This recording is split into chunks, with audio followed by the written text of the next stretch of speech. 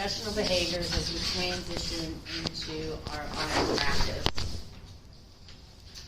And we talked about what do we do? How do we respond to somebody that's disruptive in the workplace? And so we use memorized scripts or comeback lines, and we use the Team Steps DESC tool to reply and hopefully eliminate bullying in the workplace. Hour 2, I asked y'all to click on that link, sign up, and do the first course. It consisted of a few modules, and it was all about cultural competency. And in that, we learned about the culturally and linguistically appropriate standards of care. So we're going to talk about that in our first hour, and then on our third hour, we're going to talk about resilience and what you can do to fight back to all the stress that's in the workplace. And I did ask you to listen to 2 of these Future of Nursing podcasts, and this one was on that our role, the Future of Nursing comes out every decade and says for this next decade, this is what us nurses have to focus on. So it came out in 2020, and they said that we need to focus on health equity. All of us need to notice discrepancies in care, healthcare inequities, and then we need to advocate for our patients to make sure that we have equitable health care for all. Well, the second one that you listen to says, but in order to do that big job, we need to be well ourselves. So what they're saying is if nurses in the nation are not well, the nation is not well. So if nurses are better, are more healthy, the nation is more healthy. So they said, first, fully support your nurses, focus on their well-being, and then so they can do their job of addressing health equity. So we will get started with some slides. Here. Okay, so here's our culture slides. This is called Slide Set 2, Hour 2 Culture. And when we took that online course, we heard, and also when you listen to the podcast, you heard them talk about social determinants. And I'm seeing lately that our ER physicians have changed and added this category in their head-to-toe assessment in the ED, which I'm grateful to see. So you'll see a heading called, in the assessment, called social determinants. So are there any barriers? Do they have transportation issues? Do they have economic stability? Where do they live? Do they have access to education? So all of those play a component that affects their ability to be healthy. You also learned about implicit biases, and that's kind of like these biases that we have that we may not even be aware we have them. You learned about explicit biases, and that's where the healthcare worker acts, or any human being acts in a way that shows that they have prejudices or favoritisms between groups, and it's deadly or hurtful because that can cause healthcare inequities. Healthcare disparities are the negative impacts on the health, and then the health inequities were systematic differences in opportunities to having good health. All right, so the next slide kind of just shows the difference between equality and equity. So 3 guys at the game, and this guy's tall, and so they were all treated equally. They were all given a box to stand on. And that was kind of like what the government did during the pandemic, is everyone was treated, all Americans got a $2,000 check, right? Equal, right? So that's what equality looks like. But the problem is the little guy still can't see. So we have to train our brains to start thinking not so much in equality, but in equity. So now we see, well, the tall guy has to go without a bench, but this guy's got 2, and now everyone can see. So this guy, so if you think about it, like during the pandemic, when everybody got a $2,000 check, equity may look more like, well, this guy's super wealthy. We're not going to give him anything. He's okay. This guy, well, he's missed 2 weeks of work. Maybe he needs something. We're going to give him $1,000. And this guy, he needs a little extra. We're going to give him $2,000. So that's what equity looks like.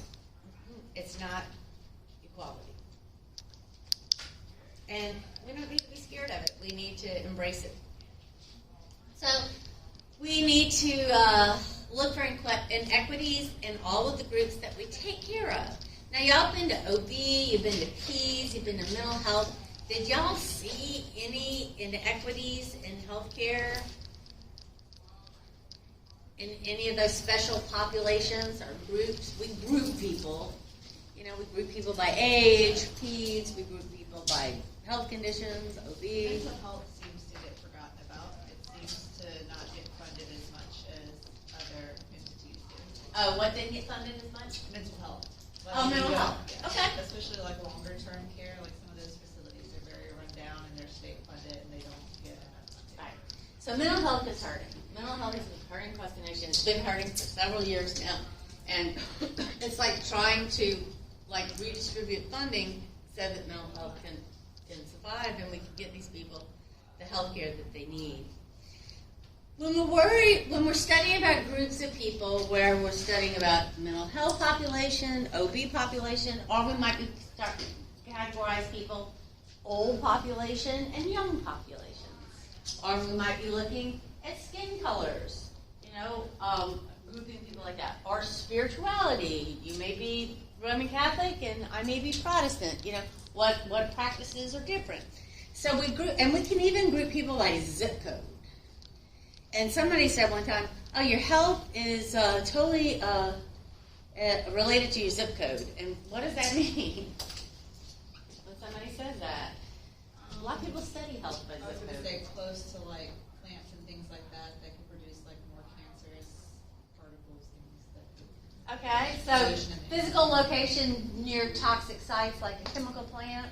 I live in a part of town where there's not many grocery stores. There's Dollar General. Yeah. And so when the patient needs healthier food, that's probably where they're going to go if we don't have access to fresh foods and vegetables. So what's in that zip code? What kind of fresh produce is available to people that are shopping in that area? And then, of course, what zip code has all the big mansions? Like St. Charles or Old Metairie, So those zip codes, very wealthy, big houses, right? So what we're finding with those zip codes, the healthcare outcomes of those people that live in those zip codes are generally pretty good. As opposed to the zip code where they don't have a grocery store with fresh produce, it's pretty bad. And that's why they were giving incentives to people like Whole Foods. Hey, open up a grocery store in this neighborhood because everyone deserves fresh produce, fresh food. And I saw I don't know where I was, but I saw a little market and it was peanuts, beer, wine, and it's like, that's not a grocery store, because they sell peanuts. Okay. So when we're studying these groups, however we're grouping cultures or similarities of the group, we want to learn about them and acquire knowledge. We want to learn facts that we can about that group. Because let's say it's spiritual, because I gave y'all spiritual readings in your textbook. So let's say you want to learn about people who practice Hinduism. All right, so you want to learn everything that you can. You want to learn a bunch of facts. What do they practice? What do they do at death? What do they do at birth? Is there anything about the diet? Is there anything about their thoughts on healing?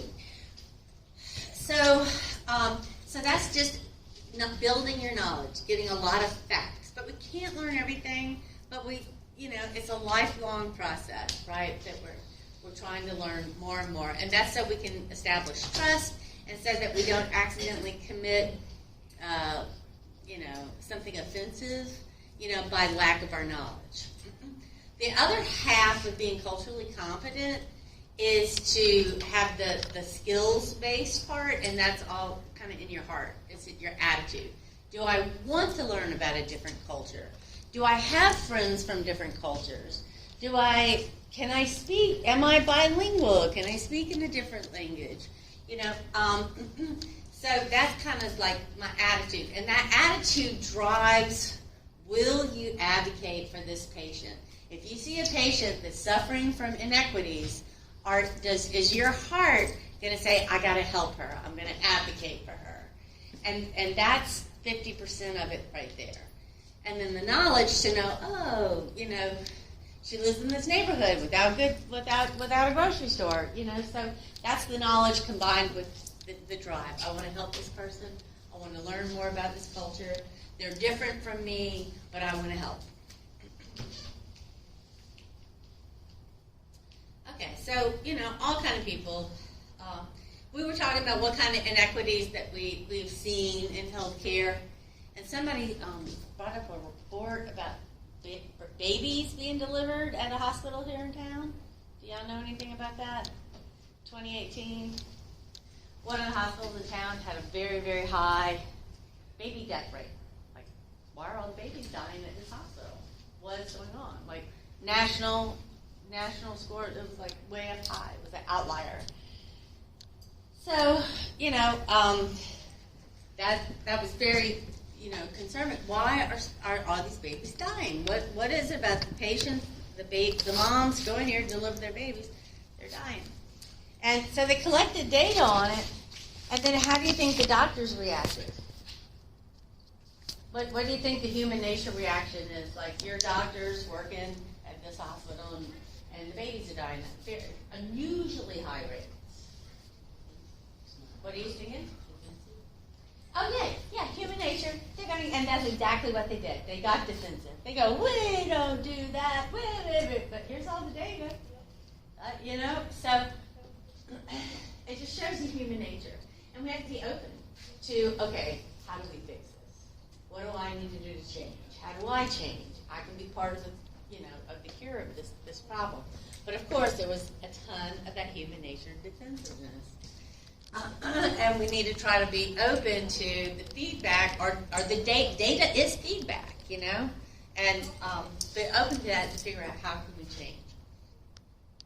So I pulled up some stats, and it was I guess categorizing the Greater New Orleans area by race, and they used the terms white, black, Hispanic, Asian, other, but.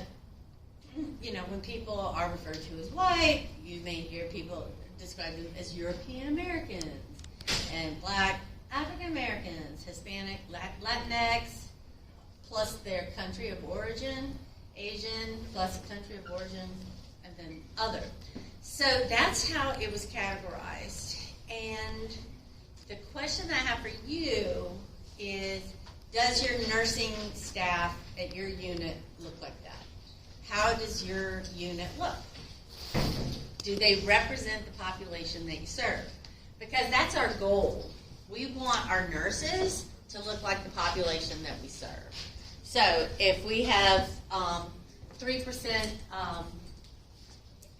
people of Asian or descent in our area, living in our area, coming to our hospital, we want that, at least that percent on our staff. And when we go to hire, we need to try to make that happen. Of course, you don't want to say, oh, give me somebody that fits this category, but I want somebody that meets the qualifications that fits this category because our patients benefit. I did notice that 18% of our population is below the poverty line. So that makes you think about the little boy on the little short guy on the box.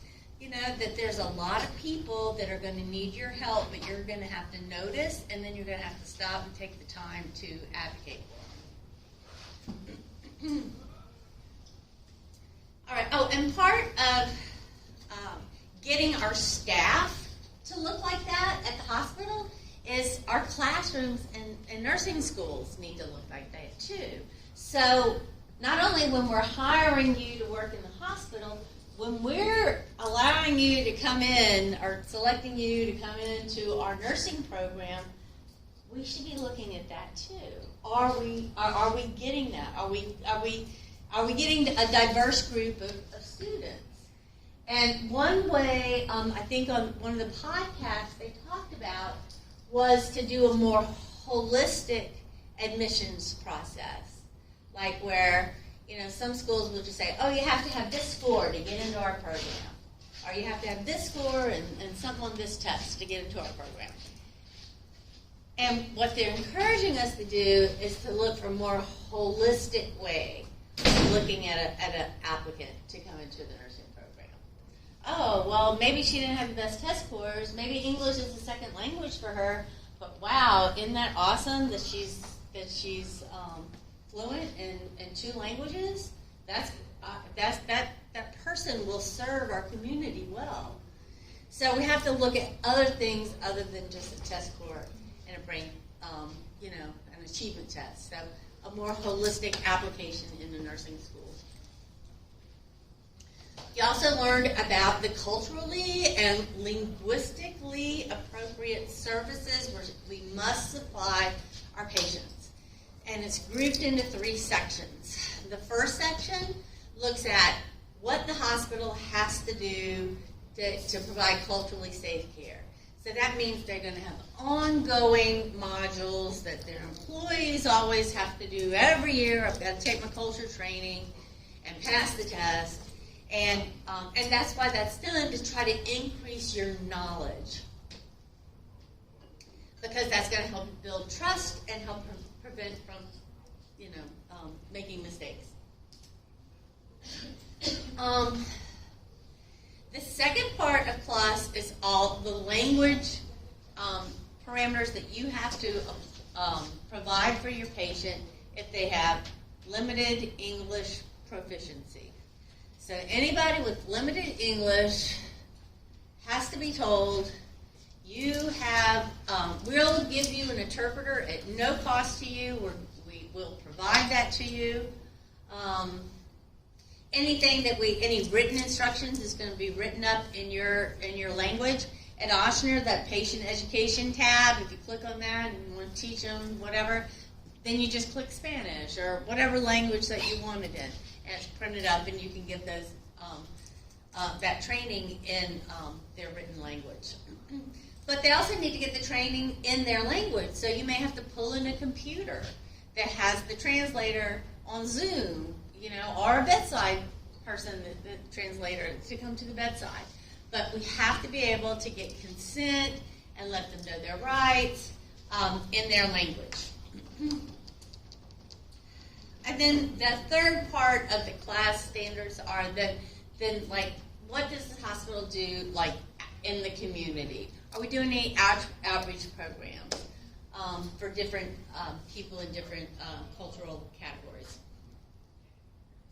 It's important because culture shapes our language, behaviors, values, and institutions. And to be culturally and linguistically competent means being able to understand your own cultural beliefs and those of your patients. So not only do we have to just focus on learning about other people, other cultures, we have to look inside, how do I feel about this culture? How do I feel about medicine? How do I feel about health care? Because then you have to be aware of, you and I have a different outlook on things. And then how do we meet in the middle? And of course, this will build trust. Let's see, facts versus attitudes. Okay, so just learning facts about cultures does not make us culturally competent. It's half facts and the other half, that attitude, the skills. So we said we have to look at how our own feelings are. Part of that first step is to look at your own biases. And just be aware that we all have biases. And biases can inhibit impartial judgment. So it can make things, we can play favorites accidentally. And we don't even know we're doing it, but we can play favorites. Why am I always asking questions to the people on the front row? Am I biased to front row people as opposed to back row people? You know, or why am I always asking the guys questions and not the girls? Do I have a preference for guys, male students? So we have to be aware that if we have these biases, to try to tame them down so that students or patients don't suffer. Assumptions are just basic underlying assumptions. It's unconscious, take it for granted belief that helps determine behavior, perception, thought, and feeling. So an assumption could be like, I assume, oh, you're Jewish, I assume you're going to want a kosher meal. A stereotype is an oversimplification about an individual or group of people. All Jewish people are kosher, right? So all Jewish people are kosher. And that's like saying, but she may be Jewish, but she eats pork, and she's not kosher. So we have to be aware if our assumptions are making a stereotype, because that can inhibit the health care the patient gets. And then prejudices will definitely hurt the healthcare outcome of the people that we're caring for. Prejudices are negative attitudes for a specific group of people, like a race or a religion, and we've seen a lot of that, in the news. And then discrimination actions that deny equal treatment to persons perceived to be members by a category of group. So, and this is the last of the definitions, I think, but there was quite a few. So the ethnocentrism is if I think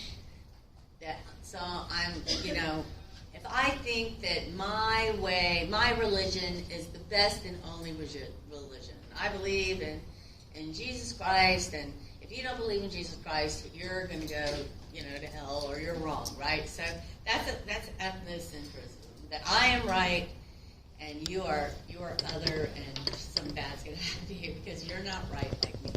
And then essentialism is where you look at a group and you say, oh, they're essentially different with characteristics that are natural to the group, like essentialism, natural to the group, like, again, the Jewish faith, Israel, that, oh, do they keep a kosher diet?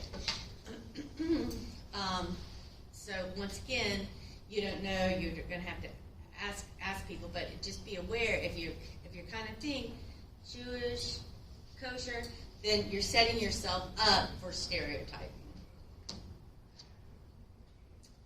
All right, where am I?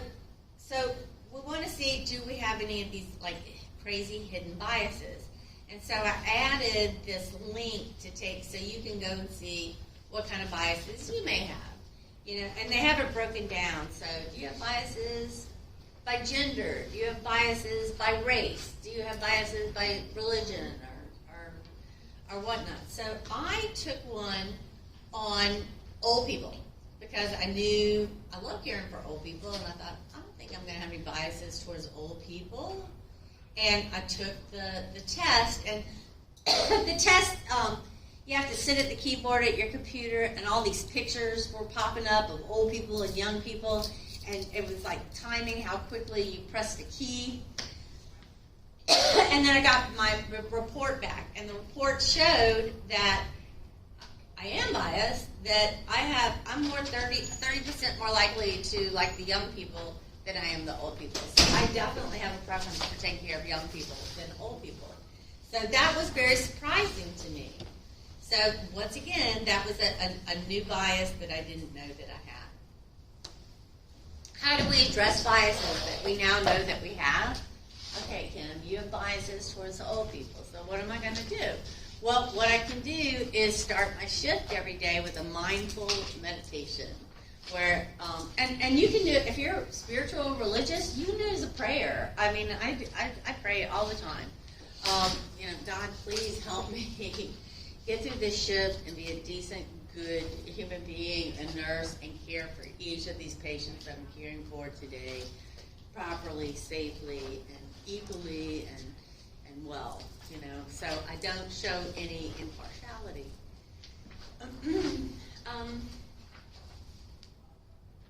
You can also do this thing called a stereotype replacement. So if you're doing some kind of stereotype, so let's say, I don't know, what's a stereotype?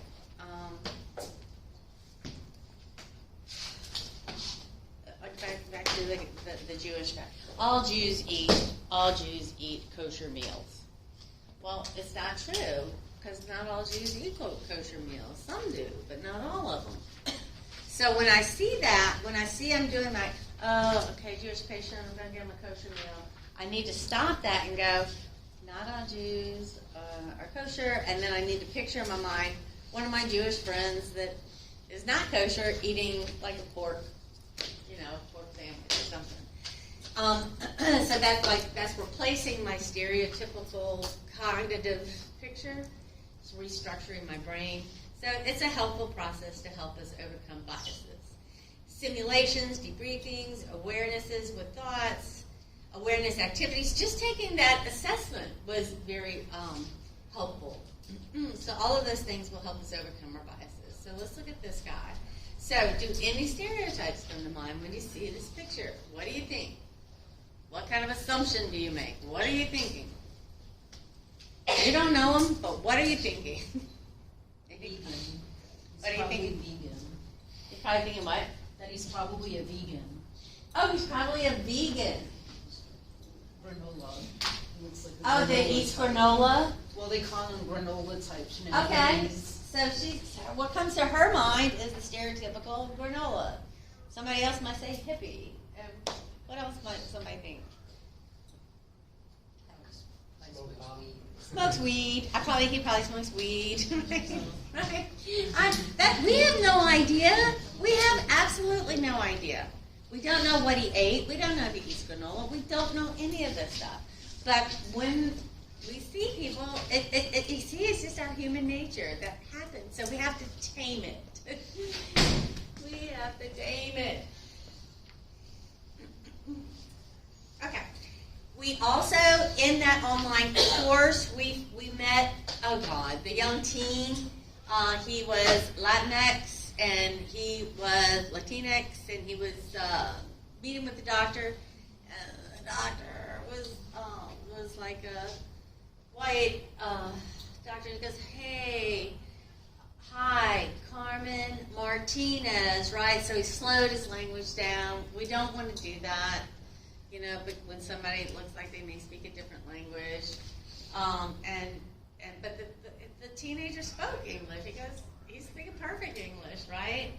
And so then the doctor goes, well, let's go over your diet. What do you people eat? And the guy goes, what do you mean, teenagers? And of course he meant Latinos, so. That's behavior, of course, to avoid. Okay, and if we learn facts about patients, it positively affects their care, their outcomes, their quality, their compliance, and their patient satisfaction.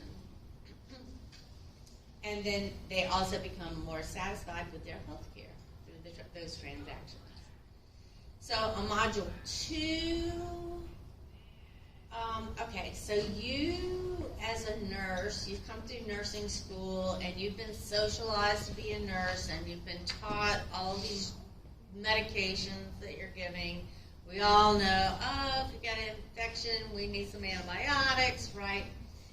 So it may be that patients come into the system and now we're going to have a different idea than you. So if you believe, infection, they need to get antibiotics, other people may practice, no, I need to drink lemon juice and drink this herbal concoction. But you just need to know that many of our patients have experienced discrimination in the past, so they're not all that willing to trust us. So we need to overcome that so we can try to get good outcomes. So in order to be culturally competent, there's this model called the Campina-Bacote model, where they use the image of a volcano, to show the desire to learn and help another culture. And they use this mnemonic, ASKED, asked, where the A starts with awareness. Are you aware of your own biases? And the presence of racism in your workplace. Are you aware of that? Because if you're clueless, it's time to get aware. And then the S, skill. Do you know how to conduct a competent cultural assessment in a sensitive manner? Then the K stands for knowledge.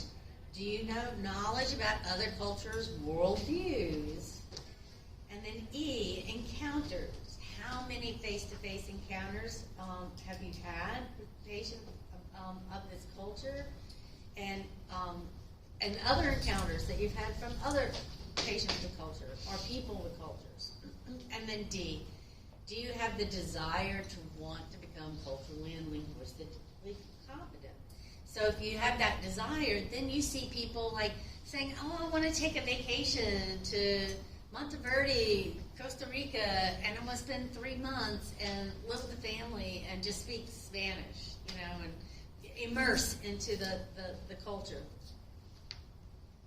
Or I want to enroll at Delgado and take Spanish classes. So those are the things that show the desire. And again, that desire is just as important as all the knowledge of facts that you learn about the culture. Another video in the course was about this young guy named Boo, and he was Vietnamese descent, 17 years old, and he was on HIV medicine, and he threw it out, and he started just taking his verbal medicine. But what did the healthcare staff label this person as? We told him, you got to take this HIV medicine. He threw it out. He's taking his own herbal medicine now. And so when he comes back, what do we say? This patient is non-compliant, right? Right. So it's like we're very quick to label people as non-compliant, but is that really non-compliant? He's practicing his culture. He feels like these herbs are going to help him much more than the toxic poisons, from European American doctors, right? So, are they really non-compliant, or have we just not done our job well? Have we not done education well? Have we not done patient-focused care well? So what we ended up doing was with Boo, we met him halfway. Like a good idea is to say, okay, you believe in these herbs, this herbal remedy, and I may not believe in the herbal. I don't think the herbal is going to cure his HIV. I really don't. I think of the randomized controlled studies that I read, and these drugs are going to do it, not the herbal. But I have to allow him to have some control and some input and to practice his herbal medicine practice, and then see if I can do something like, all right, you do your herbals, that's really important. Let me see if we can do the drugs for 2 weeks while doing your herbs, and we'll see how we stand. And then call and check on them. How are you doing? Are you taking your meds? So it's about trying to let them have a little more control and meeting them halfway.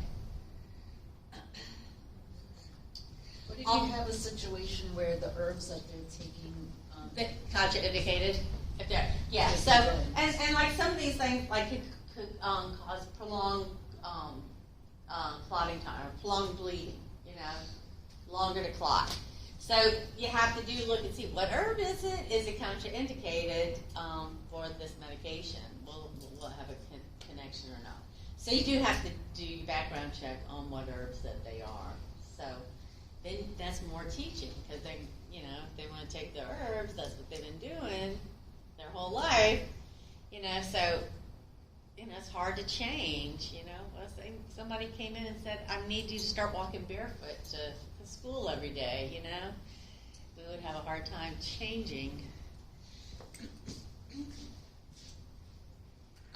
So when we learn different cultures, we're going to look at each different culture and notice that they all have something about diet, something about ideas about healing, ideas about dress, ideas, little celebrations or activities they do at birth and at death. So these are some examples. So I asked y'all to read about the different practices of different spiritual groups and take notes. You are responsible for that. It's a lot of facts to learn, so I've kind of whittled it down to, for example, diet, Judaism. If you practice Judaism, no shellfish, no pork. You're not supposed to have alcohol. They do fast on Yom Kippur. Now, on Ash Wednesday, our Roman Catholics will fast. Muslims will fast the month of Ramadan and don't eat during the day. Eat it after the sunset. Ideas on healing. Protestants, Catholics believe in anointing and communion. Hindus, puja, just prayer and mantra and sacred cloth are used, and they light candles. People who practice the Jewish faith, they have red strings around a bedpost to help promote healing. Dress, you may see Orthodox Jewish women cover their heads, Mormons, modest dress, Muslims, navel to knees covered, Hindu women covered except for arms and feet. Birth, Muslims recite prayers in the baby's ear. Jehovah's Witness dispose of placenta. Christians will baptize. Muslims and Jews, circumcision is practiced. Death, Jewish siva. So it's a lot of different. Muslims bury in 24 hours. Hindus cremate, prepare the body with rituals. Muslims turn the body to Mecca, where it originated.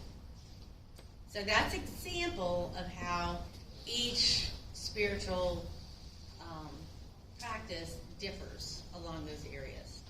Now you'll also see that there will be cultures of people that practice complementary or alternative medicine, CAM. And you just need to be, so complementary means they'll take, our Western drugs, our medicines, but they'll complement it with maybe yoga or complement it with maybe some other practice. Whereas the alternative medicine is, you can have Christian scientists say, oh, I'm going to pray away this illness. I'm not going to take any meds. I'm going to pray it away. So the yin and yang we learned about in the online activity, and we found that many of the Asian cultures will classify their foods and their illnesses into hot and cold, or yin and yang, so that many fruits and vegetables are considered cold and a meat is considered hot. And a woman who gives birth is thought to lose body heat and then will eat hot soups to restore that body heat. So this yin and yang, I included it. It was in your online learning activity, and I happened to look through some NCLEX books, and I was like, oh, this was NCLEX questions, in this NCLEX review book. So I thought, well, I would include that. Okay, so we're thinking about the yin and yang stuff, depending on what my illness is. Will I drink something hot? Will I drink something cold? They talked about the situation where the nurse says, hey, I need you to drink this pitcher by 3 o'clock today, and leaves the pitcher of water on the patient's bedside table. So, of course, she comes back in the afternoon, and here's the pitcher, and it's full. So what's the nurse thinking? This patient is non-compliant, right? And that's, again, not true. What do you really think the problem is? It's cold. Why didn't he drink that pitcher of water that she left? Because it's cold. It's cold, and he might want it to be warm. So, the nurse should be thinking, well, how about if I warm this, put some hot tea in here? Would you drink that if I fill it with hot tea? So that's the kind of way of how we help patients practice their culture, but meet their healthcare needs. Because not everyone is like us, so we need to learn how to help them get where they want to go. Other alternative practices might be cupping and coining, where little cupping for suction cups are put on, or coins are rolled in oil, hot oil, and rubbed across the skin. And you may see the patients have like some areas on their skin that are reddened. So they talk about somebody saw these marks on an old patient's body, and they called elder abuse.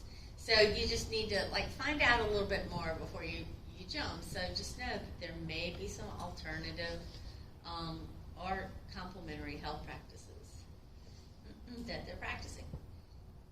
So principles of patient-centered care: treat everyone with dignity, share the information with patients in an unbiased way, let the patient have control. Remember VU, let him have his herbs. But just you want to try to sneak in the medication. Collaborate with the family and the patient, and look how the healthcare organization looks and functions.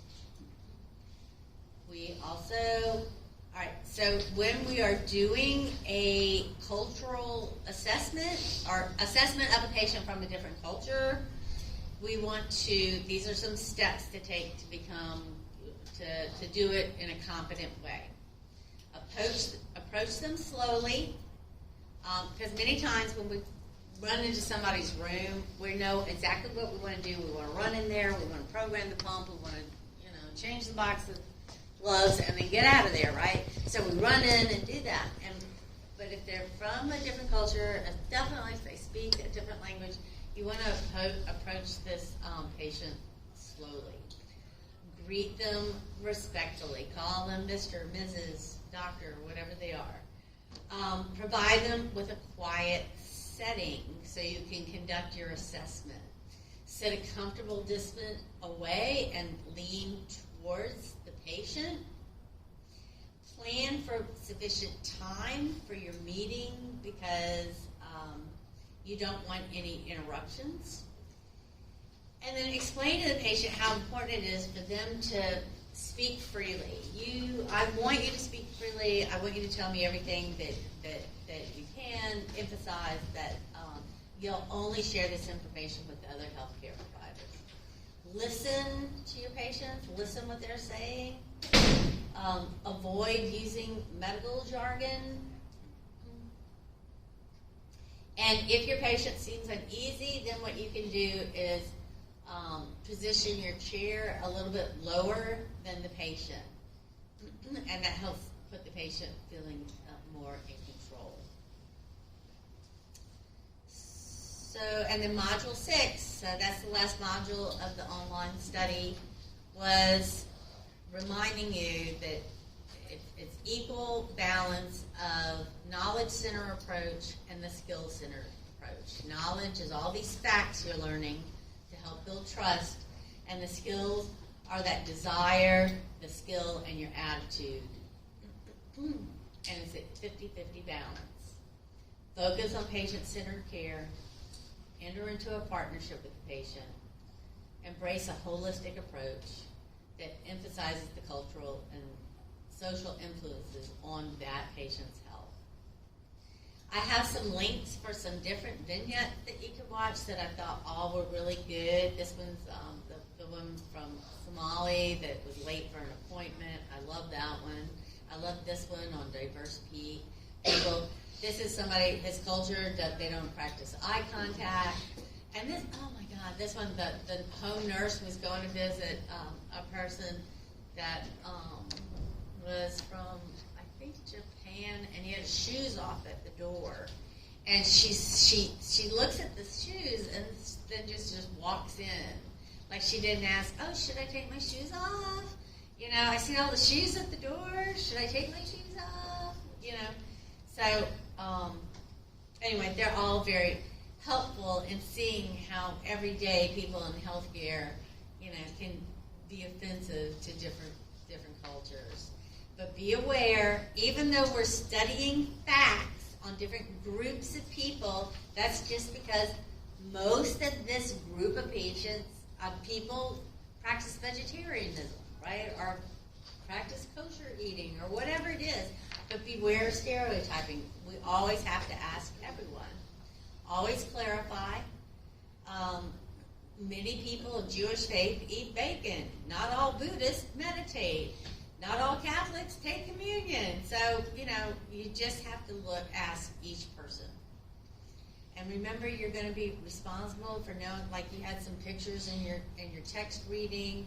Here's a woman from practices Islam is wearing a hijab, and this is a yarmulke for somebody who practices Judaism. So and I have a few slides. I'm not going to read them all for you. I'm going to give you a break instead. But I used to have, I guess last semester and beyond, a student activity where Section 102 would look up Catholicism, Section 103 would look up this, and then we'd all come together and make a study tool. But it doesn't seem like the students like that. So what I did was I just took facts and that I could fit on one slide that had to do with diet, clothing, birth practices, death practices, health, alternative or complementary practices, and other. And I put that on a slide. So Roman Catholic, so I have one for Roman Catholic, for Protestant, for Latter-day Saints, Jehovah's Witness, Hinduism, Judaism, Islam, Buddhism. Okay, so if y'all could just read through those slides on your own, but I do want to hold you responsible. I just tried to whittle it down to the most common things that you may see that may affect you in the hospital. For example, a Roman Catholic may want to christen an infant. If somebody dies, they plan a wake or a funeral. Diet, they may abstain from eating red meat or poultry on Fridays during Lent. Right. So those are just kind of examples of how the information that I need y'all to know on the culture groups. So let y'all take a break, and I'll see y'all back here in about 5 minutes or so.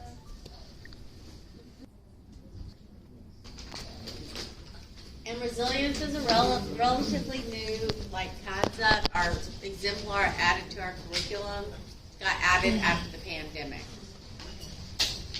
And resilience, they found that to stay in nursing practice and to have a nice long career, you must be resilient. Same thing with medicine. If you want to stay in practice of medicine, you must be resilient. And that's just the ability to spring back and to cope and to adjust and to shake off. You've been through a stressful situation, you just coded a patient, you need to be able to shake it off and then move on. And this is what we want to be like. We want to be like that nurse with grit. And these nurses that we look at, they're strong and they've coped well in the past and they continue to cope well in the future.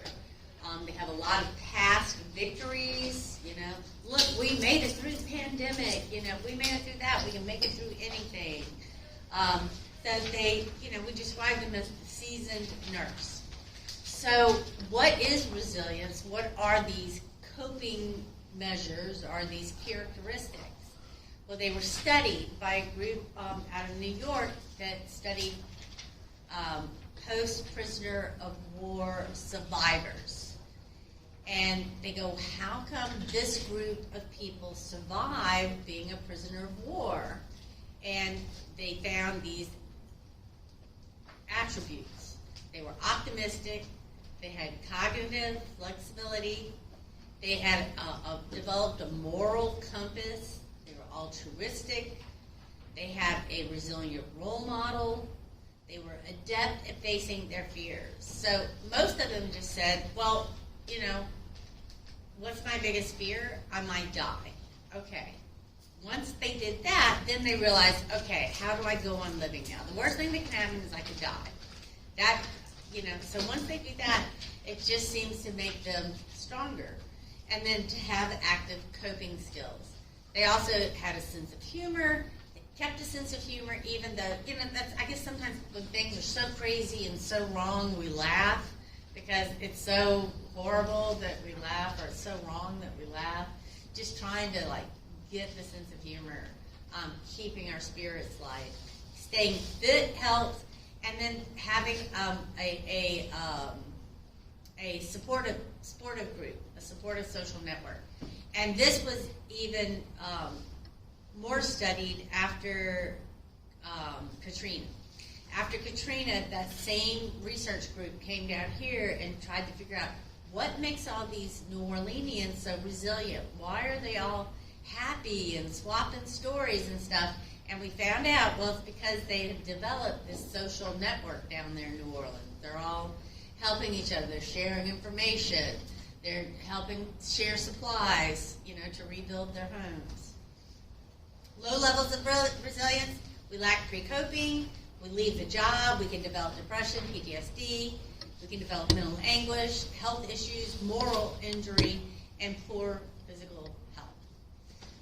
So burnout, and burnout is high in the emergency department, or burnout's high in ICU, it's high in mental health, it's high in nursing, it's high in with physicians as well, especially ED physicians. So burnout is a diagnosis found in the ICD-11. It's a new diagnosis, but it is now a health diagnosis, and it is a syndrome that results from chronic workplace stress that has not been successfully managed. And it's characterized by 3 dimensions. Your energy is depleted, you're exhausted. 2, you have a mental distance from your job and you've become cynical.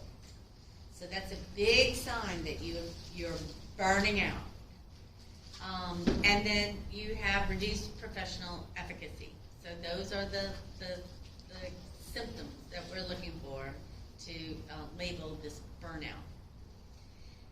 So there's stress in our work environment that hasn't been managed. And the workplace climate, our environment, was the strongest predictor of burnout. So many people will say, well, you're getting burned out. Well, you need to start practicing gratitude, or you need to start practicing journaling, or you need to start meditating, or you need to start deep breathing. You need to work on your resilience. It's just that same kind of patient shaming when we say to the patient, you're non-compliant. When somebody, the hospital says, you need to work on your resilience. Like, are you shaming me? I am working on my resilience. I'm going to bed at 9 o'clock every night. I'm trying to eat 2 fruits and 2 vegetables a day. I'm trying to stay away from the high sugars, because I know that those tear us down. But you need to do something about this place. There is unmanaged stress in this workplace. We're understaffed. You have got to hire people, and you need to hurry up and do it because we are suffering. The stress is too much. So most often, it's not that you need to go practice your resilience, but we need to look and see, why am I feeling so sick in this workplace? Is it due to understaffing? Is it due to everyone's so rude here? Is it due to bullying not being addressed? Is it due to the manager being a bully? All of these things zap us of our happiness and our ability to thrive in the workplace. And it turns around into we're just trying to survive the workplace. And that's not how it's supposed to be. So we want to do things to identify burnout and prevent it. But again, your work environment is the highest thing that is going to affect your burnout. Because remember, if they don't manage the stressors that are put on our shoulders, we are all going to burn out. So it's very important to look at what policies can I look at to improve how things are going around here. You know, so if it's a bully, we have a no bullying policy. So let's get that policy out and implement it. Or if we don't have a policy on bullies, maybe we need to write a policy on bullies. What will happen? What does bullying look like? How do we report it? How do we fix it? So, understaffing, work overload, huge causes burnout. Lack of control over your work. If everything is dictated to you and you don't get to have any kind of decisions or input, that gets us all burnt out. Insufficient rewards for all your contributions. I mean, it's huge. For anybody that worked in the pandemic, that got up and put their uniforms on and showed up and went to work, I mean, that is a huge contribution. You gave up a lot of safety to come do that.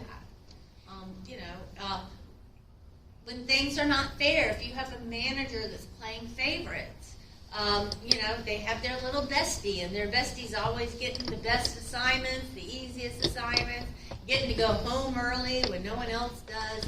So when you see that lack of fairness, it burns us out. If there's conflict in values, somebody said in the earlier class that they had a ward where OB ward where the young moms that came in that did not have insurance were put in one ward, and then the people with insurance in this ward, or in this side, or whatever, these rooms. And it was like, oh, so the people with disadvantages were like in the area where all the old equipment was, the old beds, the old rooms, and all the people that had insurance were going over here. It's like, and then that nurse was having to do that, to put them in their, where they, were assigned. And that nurse felt like I didn't feel right doing that. Every time I did it, I felt like I was committing like this horrible sin, or I was doing something so wrong. And that can really crush us. That kind of moral controversy can crush us when we're carrying out the actions that we're told to do when they conflict with our own values. That will burn us out. Burn us out. Unclear job expectations, extremes of activities, lack of social support, and the imbalance personal work-life balance. So these nurses that are like, oh, I'll do all these extra, I'll do overtime. You need somebody else? I'll do 6/12 this week, and I'll do overtime. Though that's a recipe for burnout because they're not balancing their work and their private lives. And it's not just me; it's the American Medical Academy, it's the American Association of Critical Care Nurses are saying that we all need to work on our own resilience, but we all need to look at policies where we work. What policies can I change that will make this place better, that will get some of this stress off my shoulders? That will help us prevent burnout. But just keep in mind, when we go to work, should you have to exercise all these behaviors or characteristics that prisoners of war had to exercise just to survive? So do we need to do all these things just to survive a day at the office or a day on the unit? So, it's absurd. So during the pandemic, NIOSH came out with a free worker well-being questionnaire. It's a survey that can go out to all workers. It's free. Any institution in the world can use this for free. And it tells us how's your mental health, how's your physical health, how are you, where are we on a scale of 1 to 10. So if you are working, you should every 1 or 2 years be getting some kind of well-being assessment like this. The single biggest driver of professional satisfaction, how satisfied you are at work, is directly related to our immediate supervisor. So if our immediate supervisor is healthy and skillful and fair, we're probably very happy. But if our immediate supervisor lacks communication skills, plays favorites, yells and screams, or whatever it is, then we're pretty unhappy. So that, the workplace climate, if we can focus on making sure the managers have the skills that they need to serve you better, all the better. Every year you should be able to evaluate your team leader or your supervisor. And that supervisor will get the feedback saying, oh, my team feels like I yell too much. Well, I'm not supposed to yell ever. So that feedback helps me go, I need to watch it. I need to check myself. I need to make sure that I'm not yelling in the workplace. And I want to raise my scores, like maybe next year I'm going to practice some meditation, or I'm going to practice some, some things to help me relax. I'm going to balance my work life, and maybe I'll be better by next year. So you keep trying to improve your job as a manager. Now, the young people came from a research about young people not putting up with bad managers, and they said the 20 to 30-year-old group are saying, don't buy us ping pong tables. What we want you to do is take that money and train these managers how to talk to us respectfully. Because young people are just not taking it. It's that generation whose parents didn't talk to them like that, and they don't want to be talked to in that way. So most people don't quit their jobs, they quit their managers.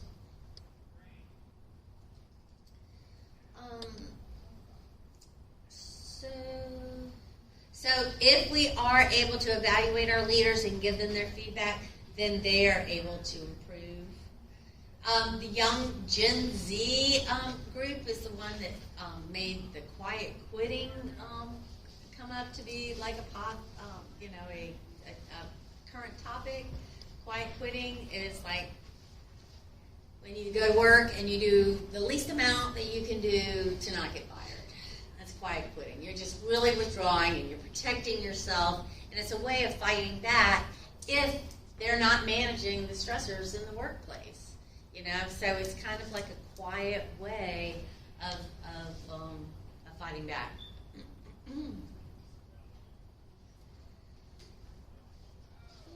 Okay, so who burns out easiest? And I thought that this was a couple of things surprised me. So the younger people are more, and I was thinking, well, maybe old people burn out, but they're saying no, because the young people have less experience under their belt. Less nursing experience or, under their belt. So younger. Also, if you're early in your career. Well, usually when you're younger, you're earlier in your career. And it's the same thing. Less experiences, less career experiences. To that seasoned nurse that's been through this before and will, do it again. And this is what I didn't know. That lack of a life partner or children increase your chance of burnout. And that just didn't make sense to me, because I was thinking about me coming home to after a 12-hour shift and my 4 kids, and I need to bathe them, I need to feed them, we had to do homework. It's a lot. But those 4 kids were hugging me and kissing me and telling them that they love me. So I was getting all that positive feedback from their support. Yeah, there were a lot of work, but the relationships and the wonderful feelings that I had being with them helped to decrease my chance of burnout. But somebody going home alone to an empty apartment and it's just them, higher chance of burnout, because they have less social support. And then also, I thought this was odd too, a higher level of education, and we're more likely to burn out, and they were thinking that was probably due to more responsibilities that came with the higher level of education. So these are kind of like your what makes you concerned about burnout. And then, of course, if they have this personality, and it's called the type D personality, where you have somebody, they're always worrying. They kind of walk around in a sad and gloomy way. They're fearful of getting rejected. They have kind of like a pessimistic outlook all the time. They talk to themselves very negatively.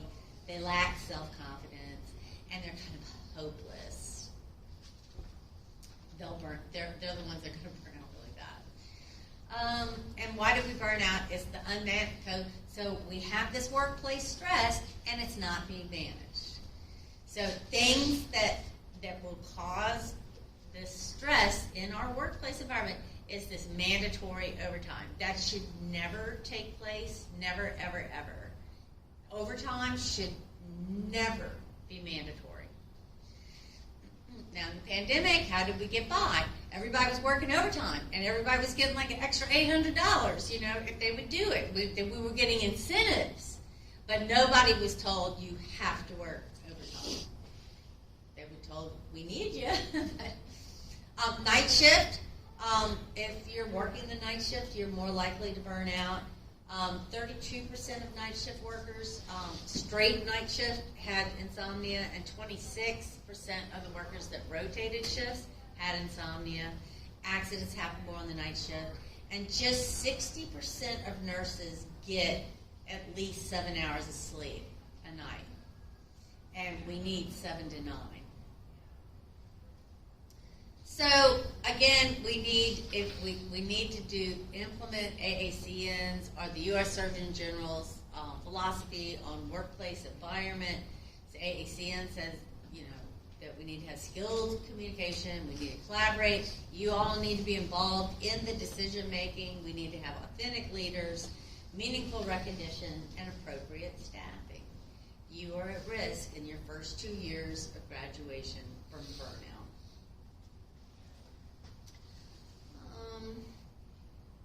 And then we found that if our nurses were psychologically resilient, there were less chance of developing PTSD.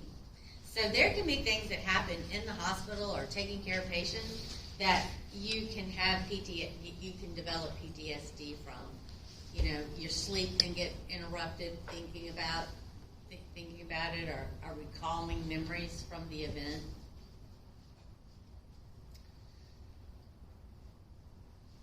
I always thought that I read nurses... somewhere that PTSD is one of the causes that can lead to things like dementia later on in life. To later develop dementia. I know, I'm seeing all kind of links with dementia. I was like, I am definitely... It's actually a brain injury of some nature, like Yeah. activity in your brain. It's almost like certain parts are dying, so that would make sense. Right, so do you know anything else to share about that? No, it was like a study that was actually really done with the military. Okay. People who have PTSD from like war situations. Uh-huh. But they were saying that overall, in general, like people with PTSD, that there is a link, and that people who have high levels of stress and get PTSD from that there is a link. That it's not just with soldiers, that it is like... Oh yeah, it's not just with soldiers. It's with ICU survivors. Yeah, because I had looked it up because we had a soldier who had PTSD and he had like severe dementia, and I was just curious because he was like the second person at our facility with that, and I had read that article. And I teach a course in a graduate program here at today's veterans, and PTSD is not just for veterans. It's more common because of situations they've been put in. But we're finding them in nurses. Nurses at the pandemic developed PTSD, and then patients in the ICU that have been on the ventilator develop PTSD. Anyway, I thought we were all healthy. On average, nurses are overweight.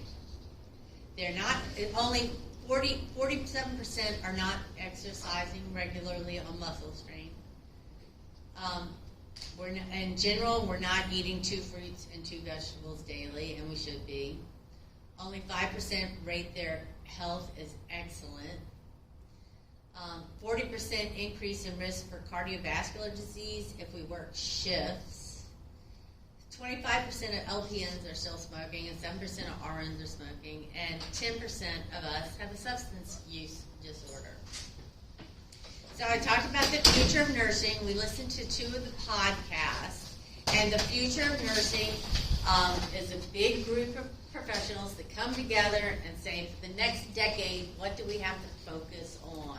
What do us nurses have to focus on? And they came out with their 2020-2030 report. And number 3, the number 3rd thing they said is by 2021, nursing education programs like Charity School of Nursing, nursing leaders, nursing organizations, anybody that hires nurses, by 2021, we need to input interventions to promote nurses' health and well-being, especially as they take on the role of advancing health equity. So that is why, after the pandemic, we put in resilience building into your curriculum, because you need to be able to stay in the profession and not drop out in your first 2 years. And you need to be happy and healthy, because if you are happy and healthy, the nation will be happy and healthy. If you are sick, the nation will be sick. And there's the link to the whole report to the National Academy of Medicine. We're supposed to thrive at work, not survive work. And well-being must be evident. So, after the pandemic, many nurses were reporting saying that there were no efforts concerning my well-being. And then us as educators in nursing programs need to normalize well-being for students and model the behavior of well-being. And then our leaders have to be accountable. So our leaders need to send out a well-being survey. We need to weave in well-being into the nursing curriculum of care, so that you have always been told, probably from the very beginning of nursing school, patient first, focus on the patient, always do the patient. And I'm here to tell you that you come first. Focus on you first. Because if you're not well, how can you take care of that patient? You have to do the things to keep yourself healthy and happy, so that you can continue into this career, because it's a stressful career, and it requires a lot of your emotion and a lot of your energy and your time. And just bullying in the workplace, we just can't have it. We can't have that too. We have enough stress. And then if we have this bully that's constantly bullying all of our new graduates, and then they're quitting, and then we're understaffed, you see, it's just the stress. So that has to be managed. I can practice all the meditation and resilience building in the world, but if that stuff isn't managed, we'll all burn out. And, apply the Surgeon General's framework. Do you have a voice in how things are decided upon at your institution? So we're going to do a couple of activities that help to build resilience. They're based on scientific studies. And the Navy SEALs use this one. And this is a good one to use if you're like in the moment in a stressful situation. You can take a minute to just do a couple of breaths. And the Navy SEALs do this method of breathing called box breathing. And I'm going to want y'all to do it with me. So it goes like this. Breathe in. Hold it. Breathe out. Hold it. Breathe in. Hold it. Breathe out. Hold it. So they do that for about a minute. And they see that, it makes my pulse rate slower. It brings my blood pressure down. It brings my stress levels down. I feel more relaxed. And they would do this before they were about to do an encounter or an action. Some people have a hard time with the box breathing. So another one is the triangular breathing, where you just breathe like a triangle. You breathe in, you hold it, and then breathe out. Breathe in, hold it, breathe out. So it's a little bit easier than the box breathing. We're not all Navy SEALs, so that might be a little bit more comfortable. But both of those are something that you can do in the moment at the job site when you are experiencing stress. And let's just say, like, you just yelled at me. Kim, why did you let that IV infiltrate? I'm going to have to start another IV. And he's yelling at me. So if I react right away, I might want to go, that IV was fine. I could react in that same manner. But if I just go, hold it, then just that little pause helps me to go, wow, he's really off the handle today. I don't have to fight back with fire. I can go figure out, hey, I don't mind starting that IV. You sound stressed out. Let me come help you. So see how we can remedy it real quick, as opposed to having, horrible bickering in the workplace. So that's what we can do for sudden stress in the workplace. Give yourself the self-compassion on the same level that you would give to a good friend. So we need to start learning to give ourselves permission to go get a massage, go get a manicure, go do something nice because you're worth it. And make sure that we get rid of the negative chatter inside our head. So it's called negative talk, and we want to turn around negative talk. So many of us say, "Oh, Kim, you're so stupid. Why did you say that?" And we just have to turn it around. Kim, you're not stupid, but you said something offensive, and you need to go apologize right away. So it's just being aware when we're talking negatively to ourselves, and to stop that, because we wouldn't talk like that to our best friend. We don't want to talk to ourselves like that. You don't want your worst enemy between your own ears. So this is an example. Somebody says something mean to themselves. I've never been popular. And then, you just turn around. Wait, I'm a great friend to have, So, or crying at the movies, I'm a dork. Well, you turn that around. No, I have a great gift for empathy, so that's why I cried. This is just a clip from a movie that a student in my group filmed, and she was just talking about how important it is to get home from work and do things that are self-caring, like buy some flowers, bake some brownies, read a book, do something that's good for you, because that kind of balances that stress of work. And we can practice optimism. Remember the POW studies? That was a big factor.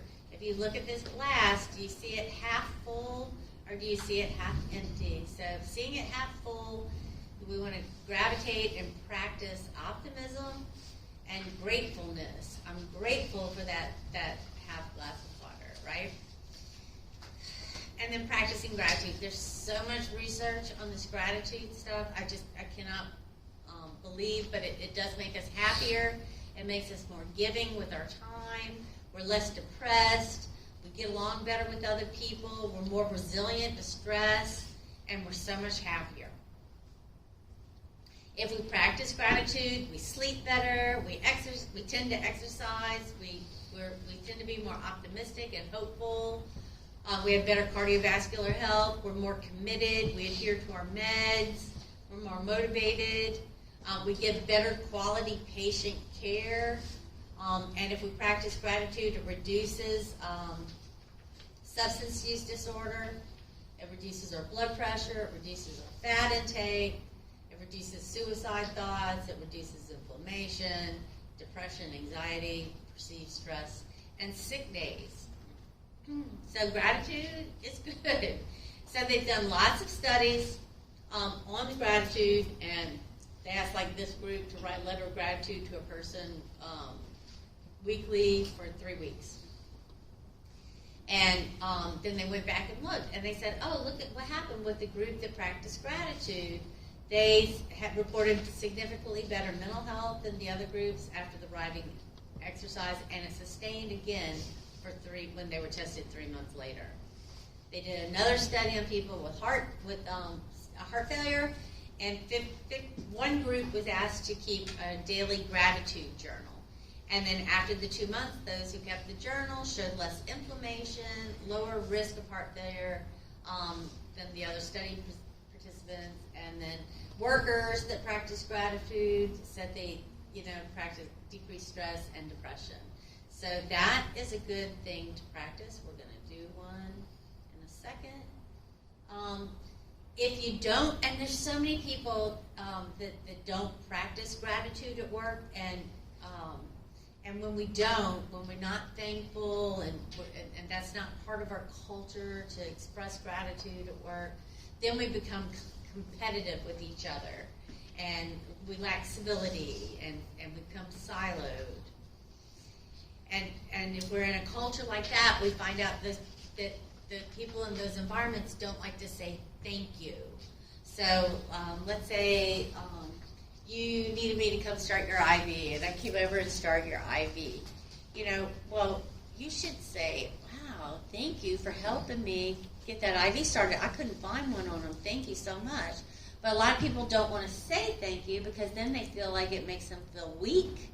It makes them feel like they could be bullied upon because they're showing signs of weakness.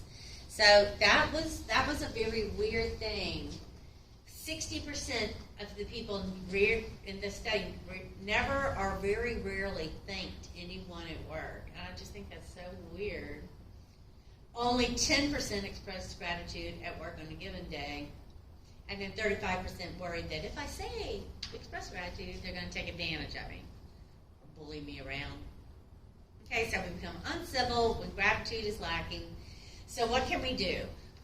We've started to have like nursing gratitude huddles when we start our shift. Let's do a gratitude huddle. Hey, I'm thankful for Lacey. She's like, she came in early today, or she covered John's shift, or so we will all get in our group and talk about how grateful we are for one another, and it really does help the team, and it helps the spirits, and it improves civility. Daily journaling is another activity that you can do. Every day you wake up and say, what am I thankful for? And I will say that during the pandemic, I had a brother that committed suicide, and my dad was dying, and he fell and broke his hip, and he was dying, and he was all through the end of life stuff, and I was just so I was breaking up into a million pieces, and I was in COVID, and I was with my little students, and everything was virtual, and I just had my little students, and I remember one of my students was going, you really need to keep a gratitude journal, and I just remember opening up that book, going, just looking at that blank piece of paper, like, I can't write anything. I was so broken, I didn't know what to be grateful for. It was the hardest thing in the world for me to do. I just kept looking at that piece of paper. But it was like really my little students that saved me, because I wasn't even seeing my faculty. We were all just going to the hospital, and everything was on Zoom. So, I'm just so thankful for this little group of students that I had that helped me during that very painful, horrible time. But I just started writing one thing. All right, my kids are alive. Jimmy, Bobby, Joe, and Casey are alive. And that's how I started. And then it got more joy. It got more joyous. And so I know that gratitude journals do help. It does help dig you out of a broken hole. So what I want to ask y'all to do is to do a gratitude activity. And it involves your cell phone. And it's called Gratitude 1, 2, 3. So what I'd like you to do is get your cell phones out and open up your contacts and find somebody that you need to say thank you to. But not just a thanks, not not a thank you. It needs to be a heartfelt, deep gratitude thank you. And it's called a gratitude 1, 2, 3. So get them up in your phone and text them, hey, I'm just letting you know, I want to thank you. And then describe what they did for you. You know, it could have been made you a lunch today.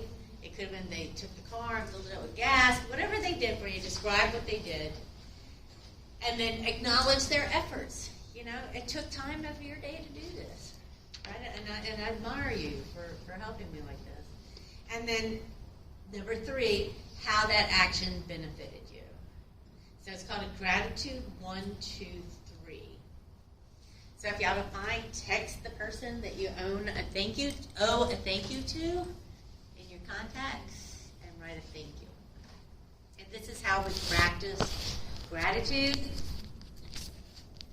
And if you can do this daily, write 3 things I was grateful for every day. And each day it got better. And taking a walk in City Park and being grateful for everything that you have. Doing gratitude huddles, a gratitude wall. They'll put a poster board up and people can say, oh, I'm grateful for this. And this was an example of a gratitude 1, 2, 3 that I received from Camry. That was one of my students, and I worked with her. It was a stressful day in the ICU, and she stayed so cool and so smart, and she didn't get flustered. And I said, hey, you should work here. And she goes, what, in the ICU? I'm like, yes, you should definitely work here. And that was really it. But then in the summer, I get this text from her, hey, Dr. Udo, and it was like a natural gratitude 1, 2, 3. I hope all's well. I want to say thank you for being amazing. You're a great nurse and a teacher. And I wanted to say thanks for seeing something in me that I didn't see in myself. You believed in me, and I will never forget that. You're so great. And every time I read it, it just makes me feel these wonderful positive feelings that help to counteract, the stress of life and of work. So if you implement some kind of gratitude intervention at work, make sure to let it grow organically. You can't force people to participate. Make sure to try to balance your work and your life. Make sure that you protect your private life. Try to go home and not answer any emails. Stop saying, yes, I'll do it to everything that's asked of you. You can say no. You don't have to do that extra shift. You can say, no, I need to focus on my children tonight. Or, I can't stay late. It's that person that's always doing the extra shifts that's a recipe for burning out. Also, past experiences make us more resilient and stronger. So a good journaling activity is to just write down, something horrible happens in your life, and you feel like your life is coming to an end, or a horrible thing has happened. When doors have closed on you, you have to reflect back and think, when in the past, when a door closed on me, what happened? New doors opened because of that. So like a divorce. Somebody, wanted a divorce, came in and wanted a divorce. The doors closed on me. But because of that divorce, I found my new partner, and this is the best thing on earth. So, when bad things happen, usually it opens opportunity for good things to happen. Students who practiced in the pilot study of practicing resilience and post-conference said it was a worthwhile activity. And that's how it became part of our curriculum. So guided meditation is helpful. I'm going to end on a little guided meditation because I want to go through one of the SLOs here too. I want y'all to try to set some goals for yourself. Like what can I do to practice to work on my resilience? Can it be making sure my diet, I eat 2 fruits or 2 vegetables a day? Is it that I'm exercising every day? Is it that I'm sleeping 5 to 7 hours, 7 to 9 hours a night? Am I practicing gratitude? Am I journaling? What am I doing? Or am I meditating? am I doing mindful meditations? You know, what am I doing? Pick what you want to start practicing, and let's try to make a SMART goal, because this is a outcome that y'all need from this lecture, to be able to make a SMART goal. So you'll need to know what each letter stands for and be able to create a SMART goal. So the S means be thoughtful and specific about what you want to focus on, and then make it measurable so you can monitor your progress, and then set yourself up, but making sure that it's achievable, A for achievable, and then is this realistic? Can I realistically do this goal and meet this goal, and then put an end time to it so that you know when you have met your goal. So I could say, I want to be healthy. I want to be healthy, and I want to be healthier. I want to be healthier and have less pain in my knee. Okay. So what do I want to do? I'm going to lose weight. I'm going to lose 10 pounds. So can I measure the 10 pounds? Yes, I can. So I can put it over a period of time.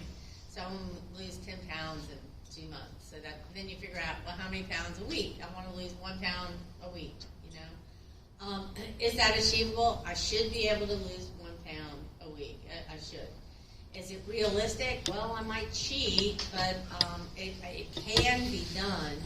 I'll just have to, fit it in my day-to-day life. I think I can get rid of the junk food and get healthy food, and then put a time. Okay, so at the end of 2 months, I'm going to have lost 10 pounds. Can I measure it? Am I specific? So that's the recipe for creating a SMART goal. So I wanted to go over that with you, and then I want to just end on a meditation. So I said that if you're in the moment at work and it's very stressful and you're trying to just like calm things down, relieve the stress and anxiety, we said box breathing or triangular breathing was a very good thing to do on the unit. The other one is it's just called a wet noodle. It's a very fast head to toe like body scan meditation. And if y'all could do it with me, I appreciate it. If you just sit in your chair, put your hands on your thighs, put your feet flat against the floor, and when you put your feet flat against the floor, make sure that they're flat and you feel all the surface of your foot touching the pressure of the floor. And I'd like you all just to take a deep breath in,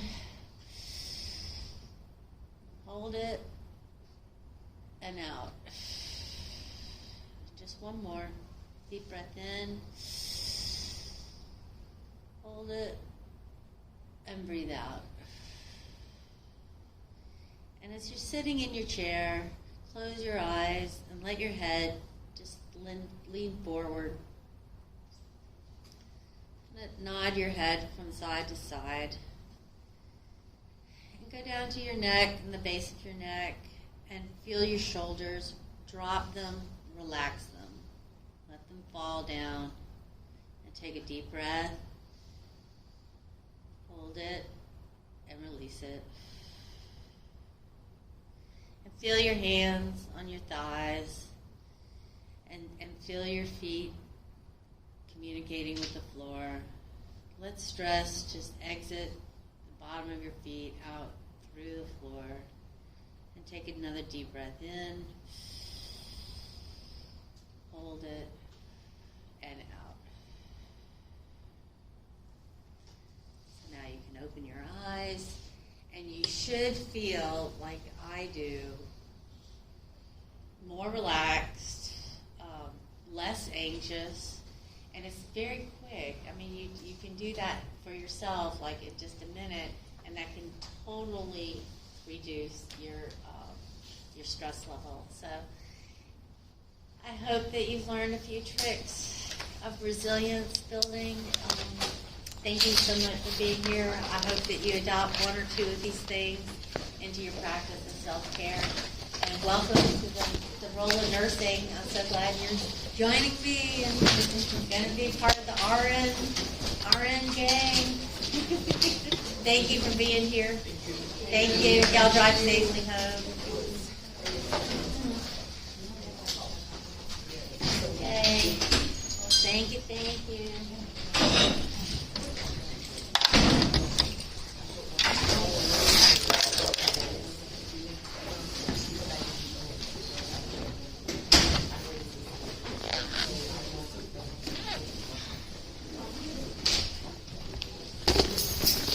Yeah.